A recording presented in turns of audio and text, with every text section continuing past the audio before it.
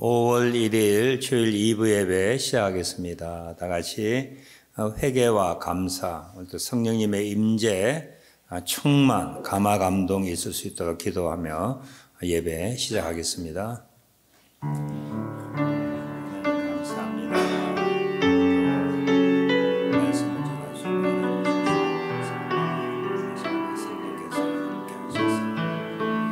어떤 누구에게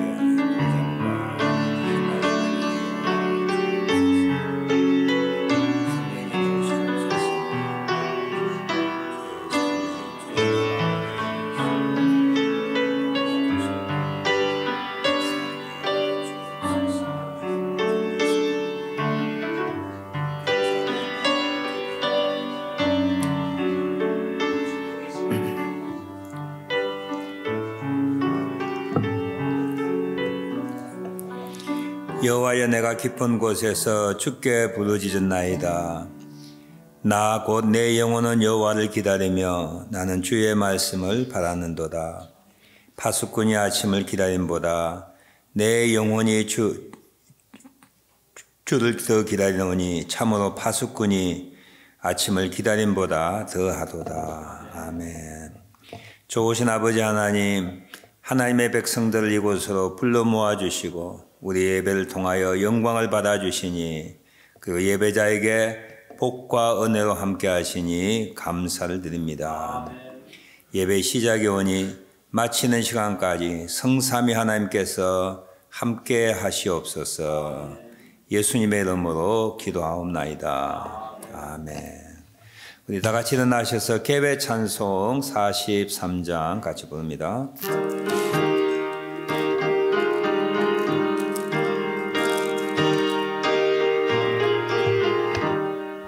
즐겁게 안식할 날, 반갑고 좋은 날, 내 마음을 평게 하니 즐겁고 기쁜 날, 이 노래 천하 만민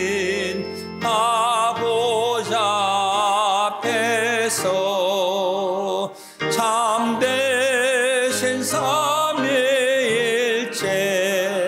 다 찬송 부르네. 이날의 하늘에서 새 양식 내리네. 성회로 모이라고 종소리 울리네. 복음의 밝은 빛은 온 세상 비치며 또 영생 물이 흘러 시원케 하시네. 이 주일 지킴으로 새 은혜 입어서 영원히 쉬는 곳에 다 올라갑시다. 성부께 찬미하고 성자와 또 성령 참되신 삼위일체 다 찬송 부르세. 아멘.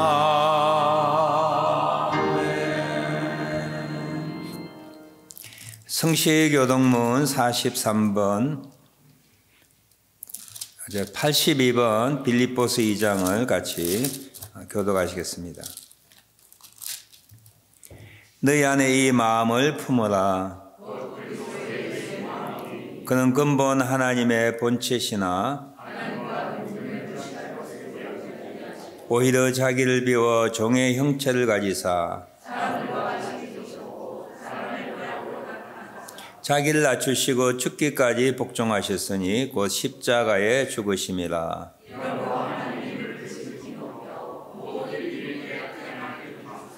하늘에 있는 자들과 땅에 있는 자들과 땅 아래 있는 자들로 모든 입으로 예수 그리스도를 주라 시인하여 하나님 아버지께 영광을 돌리게 하셨느니라. 아멘. 우리 그 자리에 앉으셔서 함께 중보기도하는 시간 갖습니다. 타지키스탄을 위하여 중보기도합니다. 교회 소식 10번. 타지키스탄은 인구 850만 명이고요. 국민 소득은 800불, 아주 가난한 국가입니다. 무슬림이 94%, 인구의 83%는 최저 생활 수준에도 못 미칠 만큼 가난합니다. 정부가 이슬람교 극단주의 세력의 성장을 막으려고 종교법을 강화해서 기독교인들도 추적과 감시의 대상이 되고 있습니다. 타지키스탄 외에 우즈베키스탄, 키르기스탄 등등 스탄이라고 이름이 가지고 있는 이 무슬림 국가들을 위하여 여러분들이 관심 가지시고 기도해 주시기 바랍니다. 우리 환우들을 위하여 계속 중보기도 해 주시고요. 우리 조국의 새로운 정부 출범을 위하여 또 우크라이나 전쟁이 종식될 수 있고 세계 평화가 유지되며 국제 질서가 다시 재편성될 수 있도록 기도해 주시고 후임 목회자를 위하여 중보해 주시길 바랍니다. 다 같이 타지키스탄과 기타 여러 중보기도 제목 가지고 기도하는 시간 갖습니다. 기도합니다.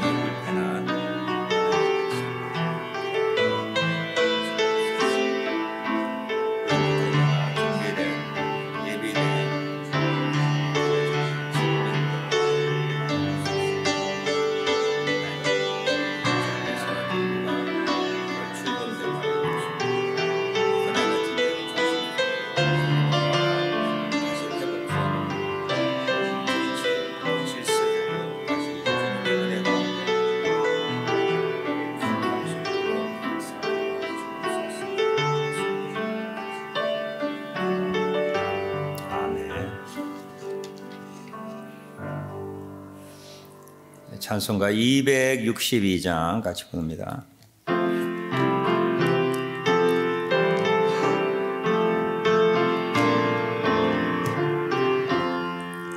날 구원하신 예수님 영원히 찬송하겠네. 저 죄인 어서 주께 와 죄 사유하심 받으라. 구하라 주실 것이요 찾으라 얻을 것이라. 죄 중에 상한 영혼을 주 온전하게 하시네. 주 우리 죄로 인하여 피 흘려 죽으셨으니 주밖에 없는 사랑을 만 백성 알게 하시네. 주 우리 죄로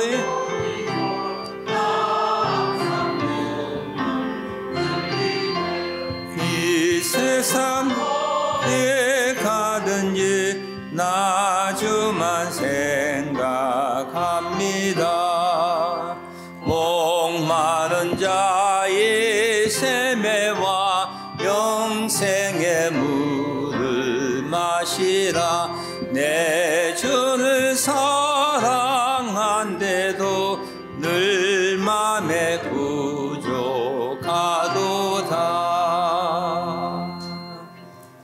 오늘 설교 본문 말씀은 누가복음 24장 36절부터 39절까지 말씀. 이 말씀 후에 우리 성가대 오랜만에 성가대 특성 갖도록 하겠습니다. 이 말을 할 때 예수께서 친히 그들 가운데 서서 이르시되 너에게 평강이 있을지어다 하시니 그들이 놀라고 무서워하여 그 보는 것을 영으로 생각하는지라. 예수께서 이르시되 어찌하여 두려워하며 어찌하여 마음에 의심이 일어나느냐. 내 손과 발을 보고 나인 줄 알라. 또 나를 만져보라. 영은 살과 뼈가 없으되 너의 보는 바와 같이 나는 있느니라. 아멘. 성가대의 확실한 나의 간증이라고 하는 특별 찬송 드리겠습니다.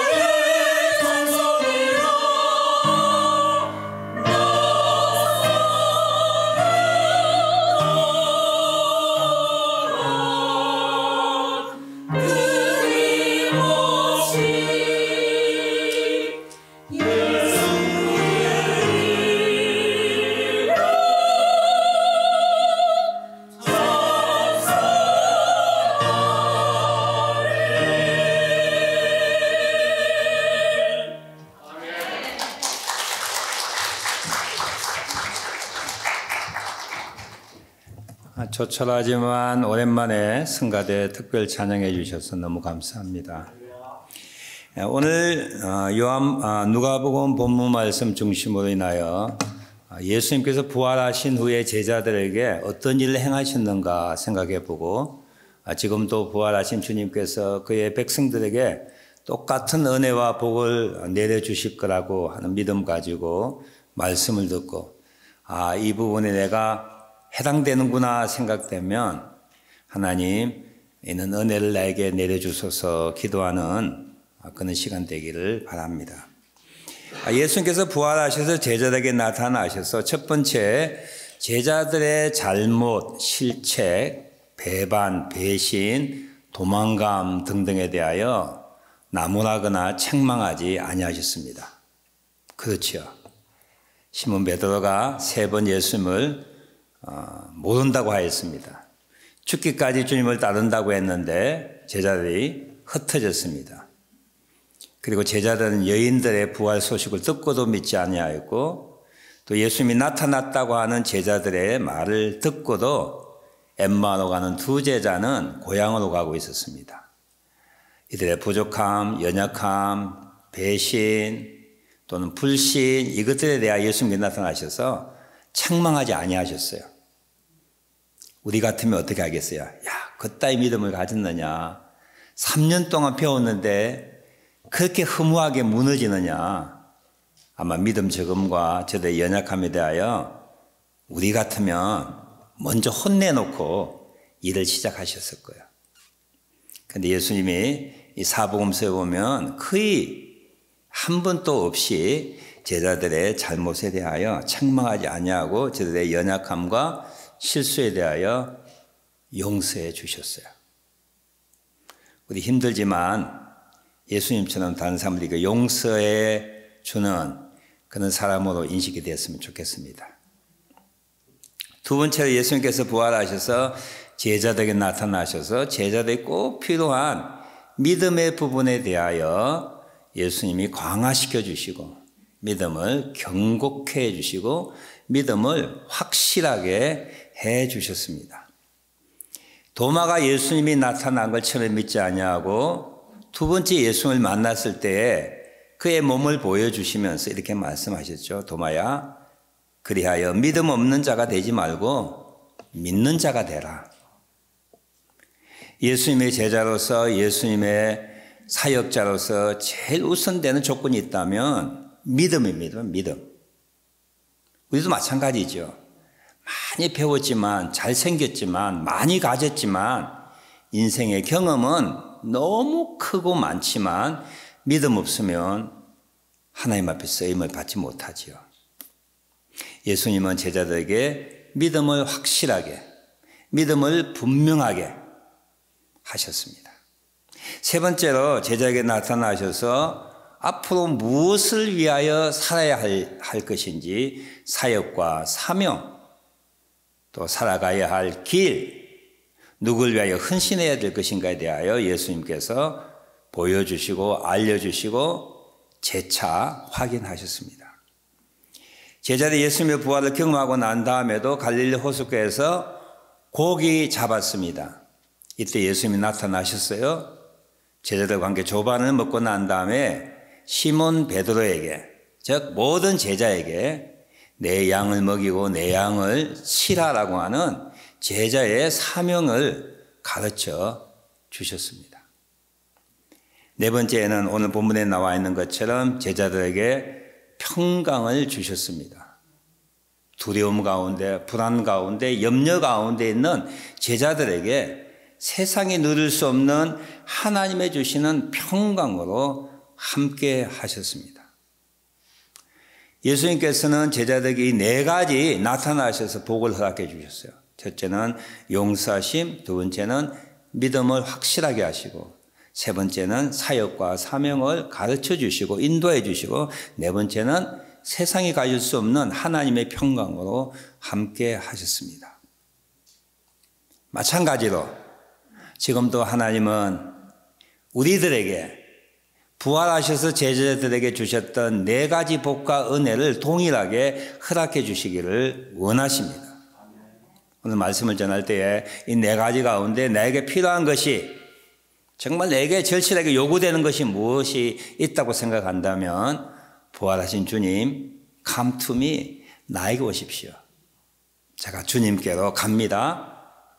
제자들에게 주셨던 그 네 가지 복 중에 하나를 나에게 주십시오. 그렇게 기도하고 소원하여 그 복을 누리는 우리들 되었으면 합니다. 첫째로 지금 또 부활하신 우리 예수님께서는 성령님을 통하여 우리의 기도와 예배와 성경 공부와 그리고 일상생활의 순간순간을 통하여 우리들의 실수와 연약함과 그리고 죄책들을 용서하시는 분이십니다. 사람이 넘어진 것에 대하여, 사람이 실수한 것에 대하여 어떤 분들 굉장히 예민하게 무거운 짐을 가지고 살아갈 수가 있습니다. 특별하게 여러분 자신이 여러분을 용서하지 못하는 아주 예민한 분이 계세요. 양심의 가책, 고통, 10년 전, 15년 전, 20년 전, 30년 전 내가 남한테 잘못한 것이 무거운 짐이 되어서 그 죄책에 짓눌려서 살아가는 분들이 예상외로 많습니다. 우리가 넘어지고 실수하는 존재이지요. 완벽한 사람이 아니어서 이 땅을 살아가면서 살다 보면 우리가 잘못을 저지를 때가 있습니다. 그런데 우리 주변에는 부모, 형제, 친구 또는 우리의 조국 또는 신앙인의 같은 형제 자매라 할지라도 쉽게 우리를 용서하지 못합니다. 기억하십시오.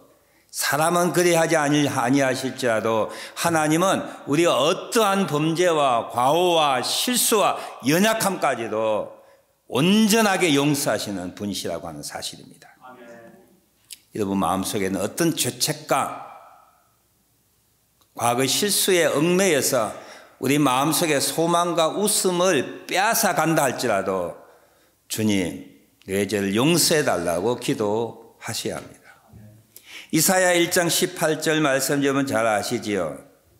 여호와께서 말씀하시되 이사야 선지자를 통하여 이스라엘 민족에게 복된 소식을 전파하고 있습니다. 오라 우리가 서로 변론하자. 너의 죄가 주홍 같을지라도 너의 죄가 진홍같이 붉을지라도 양털같이 내가 희게 만들 것이다. 나에게 나오기만 한다면, 나에게 용서를 구하기만 한다면, 은혜를 요청하기만 한다면 너의 진홍같이 주홍 같은 죄라 할지라도 내가 양털같이 희게 하신다. 주님이 약속하셨습니다. 성경 복음에 보면 간음하다 현장에 잡혀서 죽을 지경에 놓여 있는 여인을 예수님이 구해 주셨습니다. 다 돌멩이를 던지고 죽이자 하는 이들을 물리치시고 난 다음에 예수님께서 그 여인에게 나도 너를 정죄하지 아니하노라 하셨어요. 우리가 완벽한 인간이 아니어서 신과 같은 존재가 아니어서 누구의 죄책과 잘못에 대하여 정죄할 수 있는 위치가 우리에게 없습니다. 그리하면 안 되는 거예요. 그럼에도 불구하고 우리가 연약하여서 나보다 더 부족한 사람을 때로는 정죄하고 우리가 원망하는 세상에 살고 있습니다. 그는 정죄와 원망, 분노와 그는 책망에서 우리가 어떻게 헤어나올 수 있을까요? 하나님께 나아가야 합니다. 사람은 나를 용서하지 못할지 모르지만 하나님은 우리가 어떠한 과오와 실수와 범죄를 할지라도 우리를 용서하시는 분이십니다. 오래전에 일본 영화를 한번 본 적이 있는데요. 백만엔 걸이라고 하는 영화입니다. 아오이 유유라고 하는 일본의 유명한 여배우가 주인공이 된 영화입니다. 20대 초반에 어쩌다가 잘못하여 전과자가 되었습니다. 몇 개월 동안 교도소에 생활하고 나왔는데 그 작은 동네에서 왕따를 당하여 살 수가 없는 거예요. 이거 무슨 일을 했길래 전과자가 되었느냐. 전과자 하는 그 소리에 이 소녀는 100만 엔을 모으면 내가 다른 곳에 이사 가야 되겠다. 열심히 일하여서 다른 곳에 이사 갔습니다. 어촌에 이사 갔습니다. 아르바이트를 하였습니다. 그곳에 친구가 생길 때쯤 되면 다시 100만 원 모아서 다른 곳으로 이사를 갑니다. 가까운 친구에게 자기가 전과자라고 하는 이 내용을 알리기 싫은 거예요. 농촌에 가서 복숭아밭에 가서 일을 하게 되었는데 그 복숭아밭을 홍보 선전하기 위해 TV 나가야 되는 자기 대표자로 뽑힌 거예요. 그때 다시 그 자를 박차고 도망칩니다. 주민들에게 나는 전과자입니다. 자기 얼굴이 나타나면 전과자라고 온 국민이 알 거 아니에요. 다시 큰 도시로 가서 조그마한 슈퍼마켓에서 일을 하는데 역시 그곳에서도 오래 있지 못하고 도망칩니다. 우리 현실 세계에 인간의 모습을 보여주고 있는 거야. 죄의 문제가 해결되지 아니하면 우리는 그 회한에서 죄책에서 도망치기 위하여 이곳저곳으로 자기 자신을 숨기며 살아갈 수밖에 없는 모습이죠. 죄책의 문제가 해결되지 아니하면 우리는 자포자기하여 이판사판 더 나쁜 일을 저지르기가 쉽고 인생이 망가지기 쉽습니다.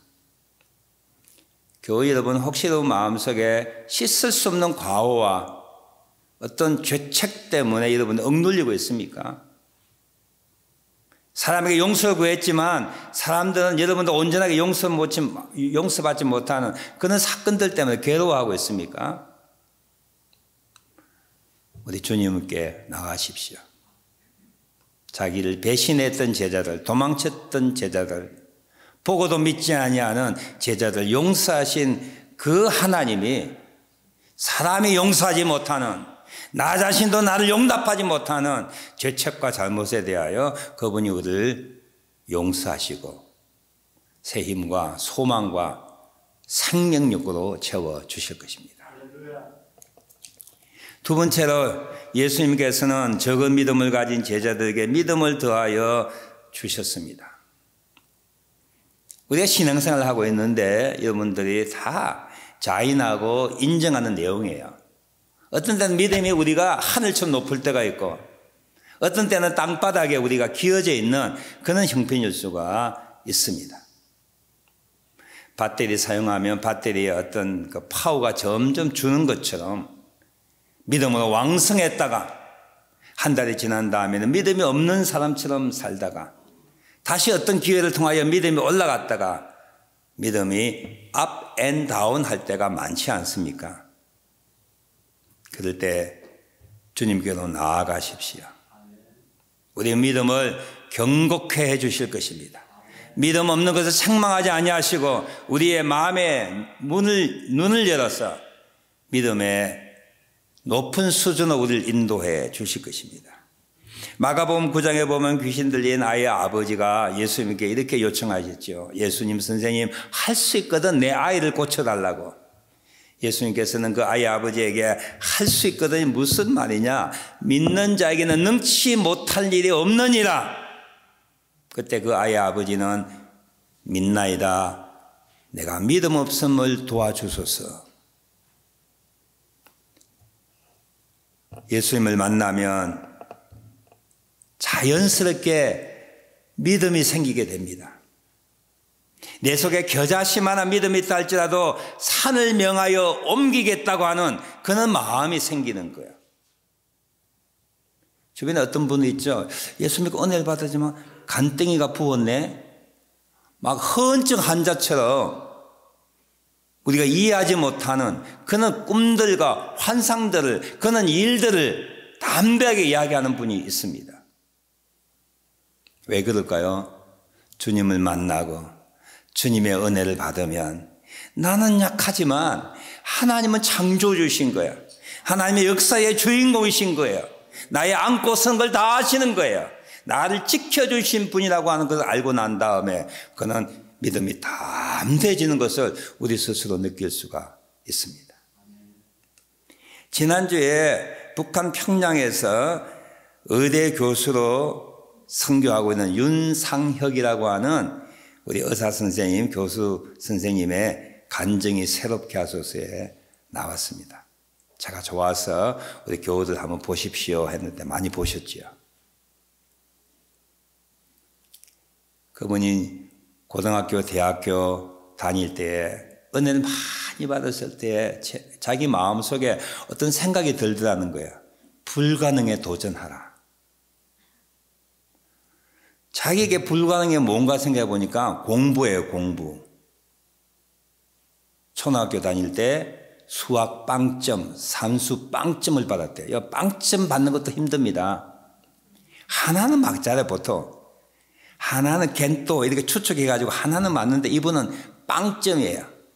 알고 보니까 난독증이 있어가지고 글을 정확하게 못 읽는 거예요. 수학 빵점. 자기 어머니가 너는 공부해서 안 되겠구나 해서 수영을 가르치는데 배영을 시작해가지고 특기생으로 고등학교도 가고 특기생으로 대학교도 갔대요. 고등학교, 대학 생활하면서 은혜를 받다 보니까 하나님의 음성이 불가능에 도전하라. 자기에게 불가능해 뭔가 하니까 공부예요. 수학 빵점이 생각나더랍니다. 그래서 어떻게 됐어요? 공부해서 의사가 되고 교수가 되었습니다. 은혜 받으면 믿음이 생기는 거예요. 믿음이 커지는 거예요. 불가능한 일이 나에게 가능하게 여겨지는 거야.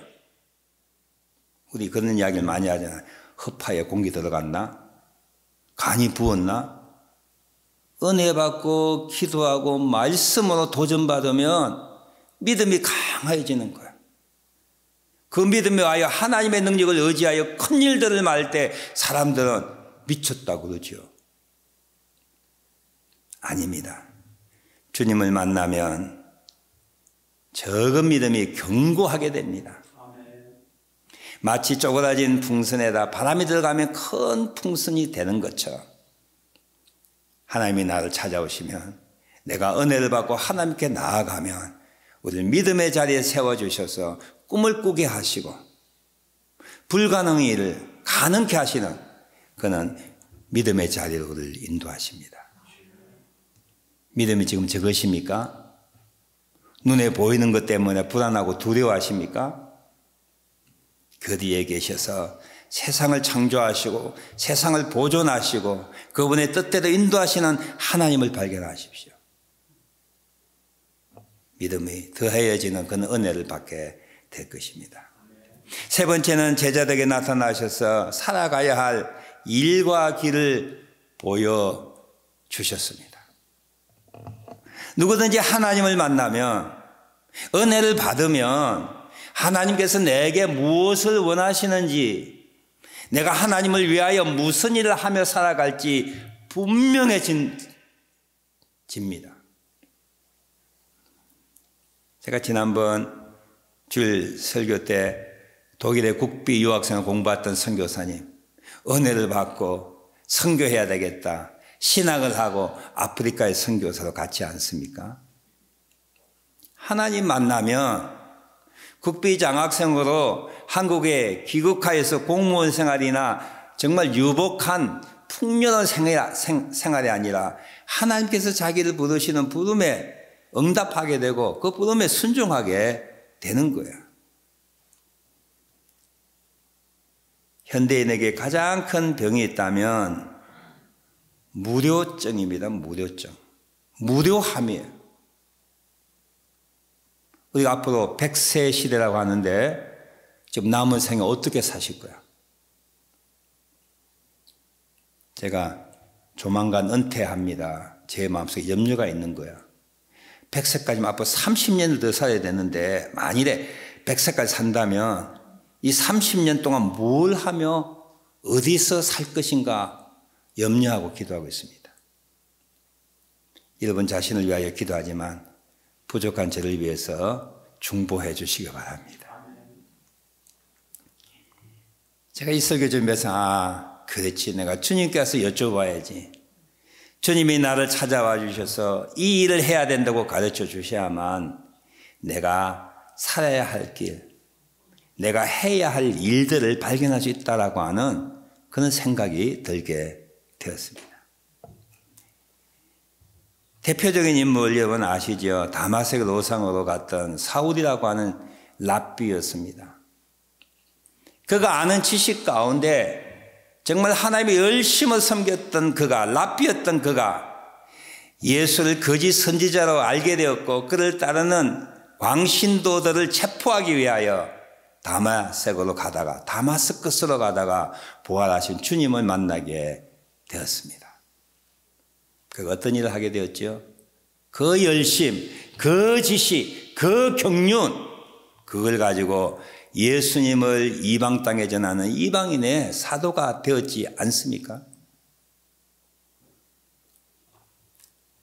여러분 무엇을 위해 살고 있습니까?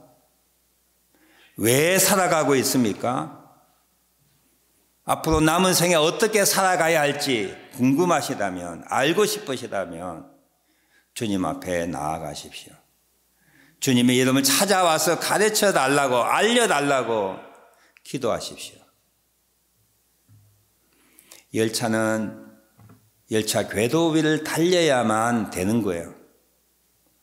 우리가 오래 사는 것보다 더 중요한 것은 하나님의 뜻에 합당하게 내 삶을 사는 것입니다. 하나님의 뜻이라니까 무조건 선교사로 가야 된다, 목사가 되어야 된다, 어떤 그런 일이 아니라 정말 내가 하고 있는 이 일, 내가 할 수 있는 저런 일들에 하나님의 영광을 위하여 살아갈 수 있는 사람이 되는 것이 더 중요한 것이죠. 주님은 지금도 찾아오셔서 우리를 그의 뜻에 따라 살기를 원하십니다. 그래서 말씀해 주시는 거야. 이끄시는 거야. 하루하루 사는 것이 무료합니까? 오늘 내일 뭘 해야지, 모레 뭘 해야지, 내년도 뭘 해야지, 나는 건강한데 돈은 있는데 뭘 해야지. 하나님이 나에게 원하시는 삶의 방법이 무엇인지, 어떤 일을 통하여 주님을 영화롭게 하려는지 알려주십시오. 제가 순종하겠습니다. 그렇게 기도하는 우리들 되었으면 합니다. 마지막 네 번째는 예수님이 나타나셔서 제자들에게 평강이 있을지어다, 평강이 있을지어다, 평강이 있을지어다 축복하셨습니다. 요한복음에 예수님이 이미 말씀하셨죠. 내가 주는 평안은 세상이 주는 평안과 같지 않다 말씀하셨어요. 이거 뭐 언제 평안합니까? 건강할 때 평안해요. 언제 평안합니까? 자녀들이 잘 될 때 평안해요. 언제 평안합니까? 돈이 많을 때 평안해요. 언제 평안합니까? 친구들 내 옆에서 덕실덕실할 때 평안해요. 돈이 사라지고 건강이 사라지고 친구들 사라지고 환경이 나빠지면은 힘들죠. 그러나 주님의 주는 평안은 환경의 외부적인 여건에 있지 않은 거예요. 내가 몸이 불편해도, 자식이 잘 안 돼도, 돈이 없어도, 친구가 다 떠나도 하나님 주시는 평강이 나에게 있다면 나는 평안할 수밖에 없는 거예요. 이것이 바로 하나님이 주시는 평안입니다. 제자들에게 이 평안을 주시길 원하셨어요. 너희들 지금 있는 환경은 두려움 환경이지만, 앞길을 알지 못하는 불안한 염려가 있는 환경이지만 내가 내게 평강을 준다. 그는 환경의 외부 조건에 영향받지 않는 평안이 내게 있기를 원한다 말씀하시고 평안으로 저를 채워주셨어요. 이번 잘 아시는 대로 시편 23편 다윗 왕이 목자 되신 하나님 앞에 신앙 고백을 하면서 이렇게 말하고 있지 않습니까? 내가 사망의 음침한 골짜기 다닐지라도 해를 당할 것을 두려워하지 아니하면 주께서 나와 함께 하심이라. 주의 지팡이와 막대기가 나를 안위하시나이다. 내 잔이 넘치나이다. 그렇게 고백하고 있습니다. 우리는 평강을 얻기 위하여 여러 가지 일들을 계획합니다. 왜냐하면 평강이 환경이나 외부 조건에 있다고 생각하죠. 그래서 우리는 이민 왔습니다. 한국에 살면 아마 지금 죽었을 분 많이 있을 거야. 그렇죠. 정치를 바라봐도 속이 타고, 애들 공부하는 거 봐도 속이 타고, 나 자신을 바라봐도 절망하고, 그래서 이민 오셨잖아요. 살기 위하여. 환경이 바뀌어지면 내가 살 수 있을까? 평강을 가질 수 있을까? 카나다에 이민 오신 분 많이 있어요. 어떤 분은 직장을 옮깁니다. 이직이죠. 이놈의 직장 못 살겠다는 거예요. 위에서 덜덜덜덜 볶지요. 가끔 이민 오신 분 이야기해요. 야, 한국에서 직장생활 어떻게 했는지 참 모질게 했다고. 이 직장을 떠나 다른 직장 가면 우리는 평안하다고 생각합니다. 이직하여. 다른 평강을 얻기 위하여 이혼합니다. 이 남자 이 여자 아니면 행복할 것 같은 거예요. 똑같습니다. 50보 100보예요. 이민 가고 이직하고 이혼하고 이별합니다. 이민 왔고 이직하고 이혼했고 이별했지만 평안합니까? 아니잖아요. 우리에게 평안을 주는 것은 그 외부 조건에 있는 것이 아닙니다. 하나님이 찾아와 주셔서 외부 조건과 환경과 상관없는 하나님의 평강이 주어질 때만 평안한 거예요. 평안하십니까? 평안하십니까? 평안하십니까? 하나님의 백성들이 누리고 있는 평안은 외부 조건에 상관없는 평안이에요. 그 평안이 저와 여러분에 있기를 축원합니다. 근데 아까도 말씀드렸듯이 죄책이라든지 믿음이라든지 그리고 나의 갈 길과 평강이라는 것이 늘 일정하게 내 마음에 그대로 간수되지는 않습니다. 믿음이 있다가 믿음이 없어지고, 어제는 평안했는데 갑자기 무슨 소식이 들리면은 그냥 사시나무 떨듯이 내 마음이 흔들리고 떨리고, 어제는 주를 위하여 헌신하겠는데 한 달 후에 보니까 아닌가 봐, 이 일이 아닌가 봐 하고 다른 일을 찾게 되고. 그런데 분명한 사실은 제자들에게 나타나셔서 제자를 용서하시고 믿음을 견고케 하시고 사역과 사명의 길을 보여주시고 평강을 주신 주님께서 우리가 그런 일이 필요할 때 우리를 찾아봐 주시고 우리가 주님 앞에 나아갈 때 그는 은혜와 복을 지금도 여전히 허락하신다고 하는 사실입니다. 네 가지 여러분에게 나눠드렸던 은혜와 복들 가운데 여러분 절실하게 필요한 부분들이 있습니까? 그것들을 가지고 하나님 앞에 나아가십시오. Come to you. 내가 주님께로 갑니다. 주님 나에게 오십시오. Come to me. 나에게 오십시오.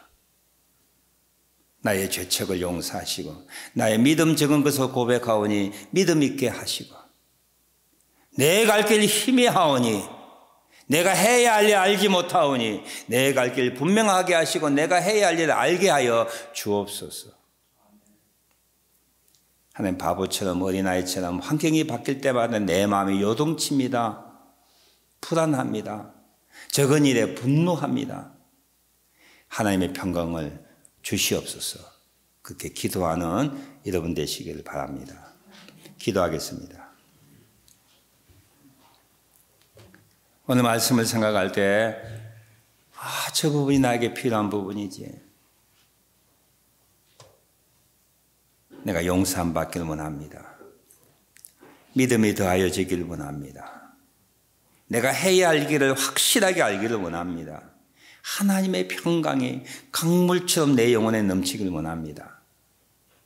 혹시 네 가지 중에 한두 가지 해당된다고 사건이 있다면 주님 앞에 나아가십시오.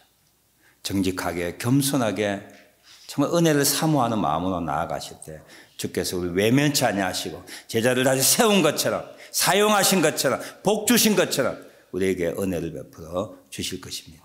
기도하겠습니다.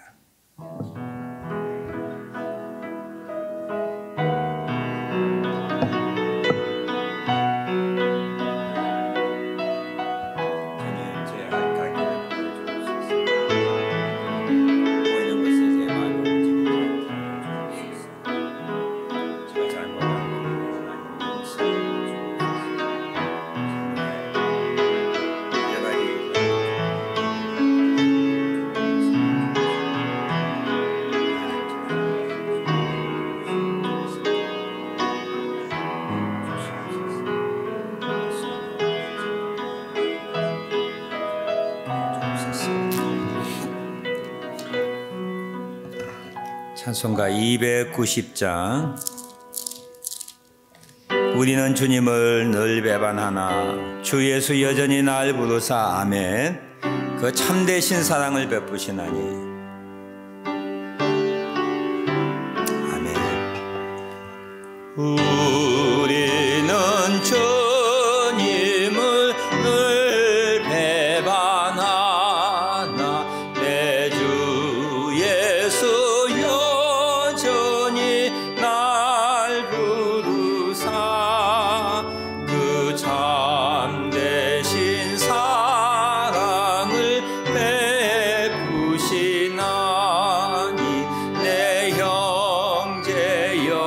주님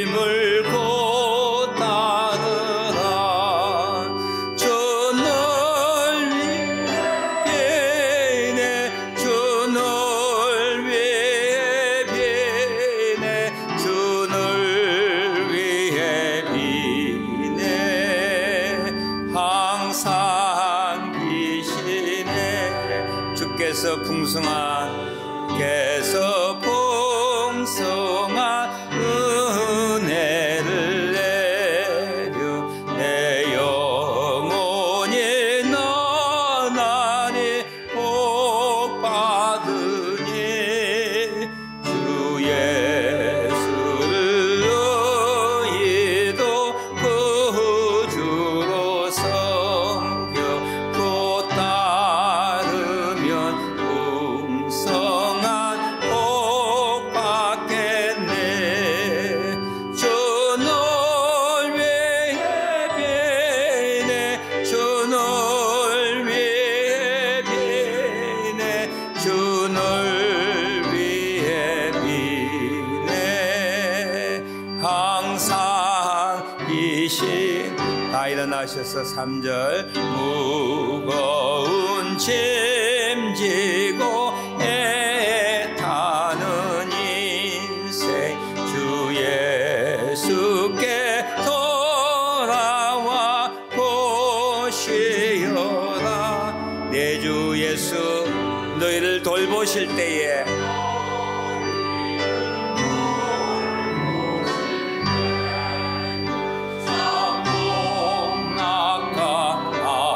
안위가 넘치겠네. 주 널 위해 비네 주 널 위해 비네 주 널 위해 비네 항상 비시네. 임마누엘 하나님, 이번 6번째 팀도 하나님의 은혜 가운데 사역 잘 감당하고 안전하게 다녀올 수 있었음에 감사를 드립니다.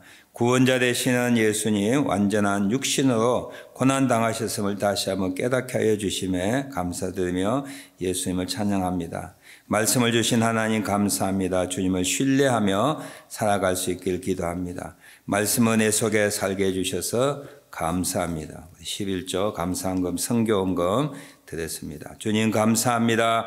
오늘도 복된 주일 주님 앞에 예배자로 서게 하여 주시고 함께 찬송하며 기도하며 말씀 들으며 주 안에 성도의 교제를 나누게 하시니 감사를 드립니다. 팬데믹 하에서도 우리의 믿음 견고하여져서 주님을 떠나지 않게 하여 주시고 하나님의 은혜 가운데 살게 하심에 감사를 드립니다. 오늘도 주님의 주신 크신 복들의 일부분을 11조 감사헌금, 성교헌금, 정성을 다하여 주님 앞에 드려오니 이 헌금을 통하여 하나님의 복음이 전파되고 교회가 세워지고 주의 종들을 돕고 가난하고 헐벗은 교우들, 백성들을 돌볼 수 있는 귀한 사랑의 헌금 되게 하옵소서. 이 일을 위하여 부족함이 없도록 하나님의 풍성한 은혜를 하나님의 백성들 자녀들에게 부어 주시옵소서. 예수님의 이름으로 기도드리옵나이다. 아멘. 그대로 앉아주시고요. 교회 소식 전하고 우리 김민규 장로님 우리 사역 보고와 귀국 인사 듣는 시간 갖도록 하겠습니다. 오늘 2부 예배부터 아래층 애찬실에서 간단한 다과, 커피와 다과를 통하여 친교 갔습니다. 가능하면 잠시 한 5분, 10분이라도 반가운 얼굴 뵙고 교제하고 귀가했으면 합니다. 주중 새벽 기도회가 5월 16일부터 시작이 됩니다.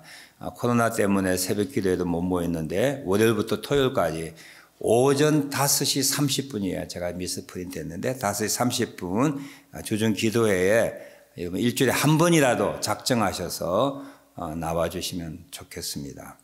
우리 김민규 장로님 4월 27일 날 라오스에서 건강하게 귀국하셨어요. 광고 후에 사역 보고와 귀국 인사 듣는 시간 갖도록 하겠습니다. 우리 김덕선 집사님 모친 지난 주간에 한국에 소천하셨고요. 우리 3주 전에 김종산 집사님 모친 또 한국에서 소천하셨습니다. 저희 교회 2세들 또 1세들 은혜 받아서 선교사나 목회자 된 많은 분들이 있는데 평신도 선교사는 우리 김민규 장님이 1호입니다. 1호 있는데 정말 사역 잘 감당하시는데 오늘 선교 보고와 귀국 인사 듣는 시간 갖도록 하겠습니다. 장로님 잠깐 나와 주실까요? 시간이 좀 충분히 하지 못해서 죄송하지만 조금 기도지대야 되다 보니 잘 참으시고 은혜 받으시길 바랍니다.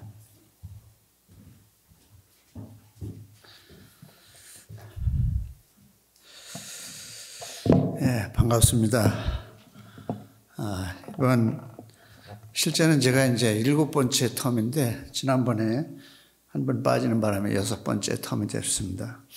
이번 6번째 텀도 주님의 은혜와 여러분의 기도로 잘 이렇게 다녀왔습니다. 특별히 이제 코로나가 그런 창궐한 가운데 저희들이 다녀오게 되는데 꼭 기분에 소나기 오는데 비 안 맞고 온 그런 기분입니다. 코로나 안 걸리고 이렇게 잘 다녀왔습니다. 예, 떠날 때 여러분들이 이렇게 저를 많이 만류하셨어요. 가지 말라고. 그런데 제 생각에는 기도하는 중에 이런 때 가야지 진짜 가는 거지 그런 생각이 들어서 이제 떠나게 됐고요. 또 여러 가지 또 비용 부담도 많이 생긴 게 이제 비자 내는데도 이제 전에는 그냥 라오스가 들어가면 되는데 이제는 국가 무슨 안전위에서 허락을 받고 이제 한국에서 비자를 받고 들어가야 돼서 그런 비용들 또 이제 다행히 한국에 가서는 격리를 안 해서 참 감사했는데 라오스에 들어가서는 2주 동안 또 이제 격리를 하는 그런 여러 가지 불편한 어려움들이 많이 있었습니다. 특별히 이번에는 제가 들어가서 할 일이 너무 많아서 감사했어요. 여러분이 인사를 가서 고생 많이 하셨죠 그랬는데 전 사실 육신적으로는 할 일이 많아서 힘들긴 했지만 너무나 감사한 일들이 많이 있었어요. 특별히 이제 제가 전기를 하기 때문에 저희 그 농장에 펌프가 한 8대 되는데 8대를 이렇게 잘 또 전부 자동화할 수 있도록 제가 또 설계를 하고 새로운 그런 컨트롤 패널을 만들어서 이번에 작성하고 또 기타 시설들 하는 일들이 저에게 아주 많이 있어서 참 일 잘하고 왔습니다. 특별히 또 이번에 감사한 것은 우리 그 같이 동역하는 선교사님들과의 교제가 있었습니다. 서로 만나기 힘든데도 불구하고 비엔티엔에서 사역하는 선교사 4분 커플이 저희 그 사역지를 방문해 주셨어요. 참 오기 힘든 곳인데 그 수도에 있는 많은 선교사들이 우리 사역지를 와보지 않은 분들이 대부분이고 또 한 번 오셨더라도 거기는 갈 데 못 돼 그러고 대부분이 안 오시는데 저를 이렇게 통해서 아시는 선교사님들 4분이 저를 방문해 주셔서 위로해 주시고 2박 3일 동안에 참 그런 어떤 그 부흥에 비슷하게 이렇게 기도회도 하시고 이렇게 해서 참 저희들이 많이 힘을 받았습니다. 또 특별히 또 한 군데 제가 2군데 방문을 했는데 이분들의 그 사역하시는 한센병 환자 마을에 사역에 저희들이 이제 부부가 한 날 참석했습니다. 이 사역하시는 선교사님이 라오스가 공산국가이기 때문에 그런 그 도움도 마음대로 그 사람들이 안 받아들이거든요. 근데 3년 동안 아주 엄청나게 쏟아부었어요. 가서 잘 신실하게 하시니까 정부에서 허락을 해서 지금은 제 마음대로 방문하시고 또 예수님 얘기도 하시고 또 이제 거기에 복지관을 이제 질 수 있도록 허락을 받아서 지금 활발하게 활동을 하고 계시는데 저희들이 가서 그 사역 같이 담당하고 또 환자들에게 잠시 동안이지만 제가 도와드리고 또 제가 침도 놔주고 그런 일을 한 것이 아주 또 감사한 일이었고요. 또 한 군데는 이제 여러분이 아시는 우리 동네 출신 그 라오스인 캐네디언 택 목사의 사역지에 다녀왔어요. 그분이 매번 갈 때마다 저희 사역지를 방문해 주셨는데 그분이 계신 곳이 이제 라오스 중남부 쪽인데 거기가 아주 그 라오스의 가장 기독교인 박해가 심한 곳이거든요. 근데 그분이 우리 사역지를 그렇게 오신 거를 저는 대수롭지 않게 생각을 했는데 가보니까 수도에서 저기까지 오는데 5시간 반, 또 수도에서 거기까지 가는데 한 4시간이 걸려요. 그 먼 곳을 이제 우리를 꼭 방문해 주셨어요. 근데 이번에는 이분도 바쁘고 또 팬데믹 때문에 저희가 가겠다고 해서 처음으로 그곳 사역지를 가서 만나봤는데 너무 도전을 많이 받았어요. 진짜 현 시대를 사는 라오스의 사도 바울 같은 그런 사역 현장을 보고 왔습니다. 무려 39개나 되는 그런 지하교회를 이분들이 사역자를 훈련시키고 그 사역하는 현장에 너무 도전이 많이 됐어요. 아시다시피 우리 그 택 목사는 불구자네요. 근데도 그 오토바이를 타고 매일 아침 새벽 6시부터 그 사역지를 떠나서 가서 그들을 가리키고 또 찬송도 가리키고 예배도 가리키고 그래서 기타를 그 오토바이에 싣고 또 워낙 어떤 데는 멀어서 한 200km까지 가는 데가 있다고 그래요. 그래서 그 오토바이에 가스가 한 번 채운 것으로 모자라서 그 페트병 2리터 페트병 2개씩 가스를 채워가지고 다니면서 사역하는 모습. 또 부인도 함께 사역하시는데 더욱 놀라운 소식은 이분들이 캐나다 시민권자네요. 근데 작년에 안 들어왔거든요. 이분들 못 들어왔어요. 못 들어왔는데 캐나다 시민권을 포기하고 그냥 거기서 사역하겠다고 너무 놀랐어요. 그래서 이 라오스 교회에서도 만류하고 그랬는데 자기는 그곳이 너무 사역이 행복하다고 그렇게 사역하는 현장을 보고 가서 너무나 감사했어요. 그런 도전을 참 많이 받았습니다. 저희들 이제 늘 사역지에 나가 있으면 생각을 참 많이 하게 됩니다.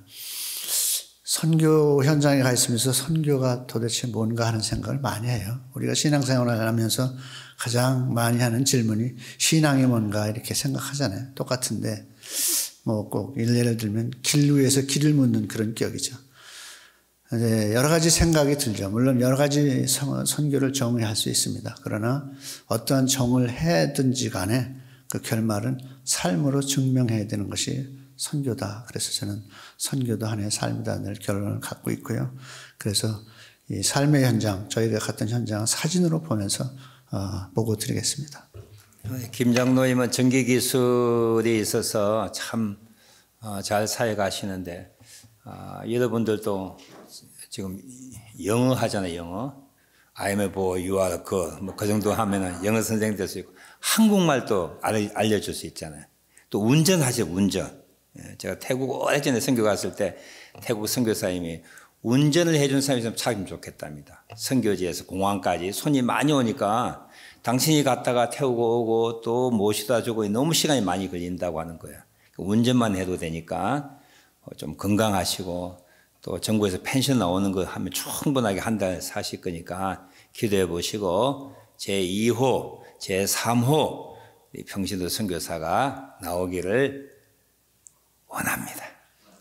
제가 사진 보면서 작년인가 가려고 했는데 못 갔거든요. 올해는 또 코비드 때문에 내년에 한번 가봐야 되겠다. 라오스에 우리 선교사님 사역지에 꼭 제가 먼저 가는데 못 가봤어요. 그래서 내년에 갈 거니까 가실 분도 미리 계획하시고 또 선교사로 가실 분들도 준비했으면 좋겠습니다. 다 같이 일어나셔서 292장 폐해 찬송 주 없이 살 수 없네 폐해 찬송 부르고 축도함으로 우리 2부 예배 모두 마치도록 하겠습니다.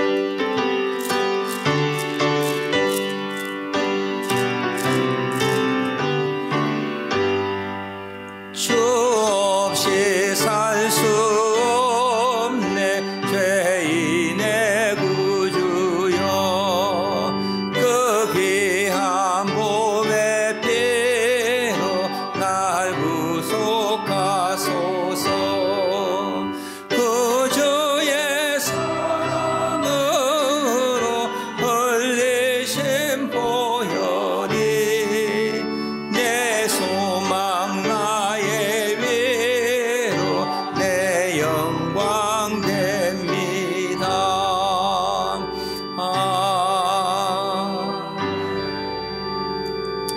지금은 우리 주 예수 그리스도의 은혜와 하나님 아버지의 청량할 수 없는 사랑하심과 우리 속에 계셔서 우리가 하나님의 자녀인 것을 증거하시고 진리로 인도하여 주시고 부활하신 주님께서 주시고자 원하는 모든 은혜와 복을 우리에게 받도록 도우시는 성령 하나님의 교통하심이 오늘 예배 출석한 남녀 백성들과 그 자녀와 기업과 기도 제목 위에 영원토록 함께 하시기를 간절히 축원하옵나이다.